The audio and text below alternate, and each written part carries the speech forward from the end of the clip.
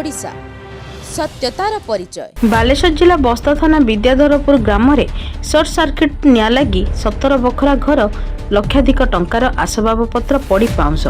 सूचना अनुसार दिन 2:30 समय घर उपरे निया देखि स्थानीय लोके खबर देवा परे घर भितर शोइथिबा छोट छोट पिलामानंको उद्धार करा जायथिला। तेबे उक्त घरे 9टी परिवार पाखापाखि 40 रु ऊर्ध्व सदस्य रहुथिबा बेले समस्ते खटिखिया होइथिबारु घरे केवल स्त्री लोक और पिलामाने रहिथिले। स्थानीय लोकंक सहायता क्रमे समस्त लोकंको उद्धार करा जायथिबा बेले लक्षाधिक टंकार आसबाबपत्र खाद्य सामग्री लुगापटा पड़ी पाउंस होई जायछि। घटनास्थल में दमकल बाहिनी पहुंची निया को आयत्त करने को चेष्टा चलाइथिबा बेले उक्त परिवार वर्ग को सहायता जगाई देबाकू दाबी हेउछि।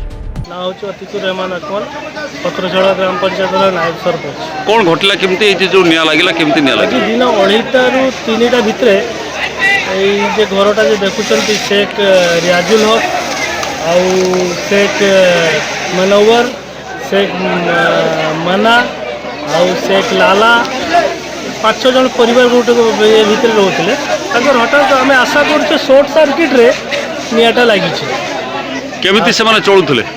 अरे से माने बहुत गरीब गरीब चाल घरे माटी घरे चाल घरे रोते से दिन मजुरिया काम करी से दुख दर्दा करी के माने बाहर अच्छा पिला माने दिन मजुरिया काम करी फैमिलीटा मेंटेन होते। बर्तमान तो अत्यंत बहुत परिस्थिति खराब।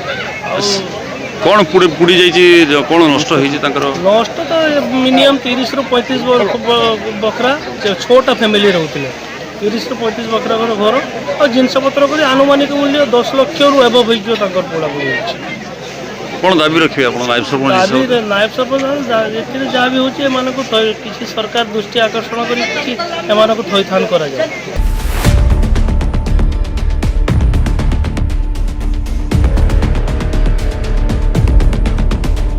बालेश्वर जिलार Prabhakar Malik report news on Odisha.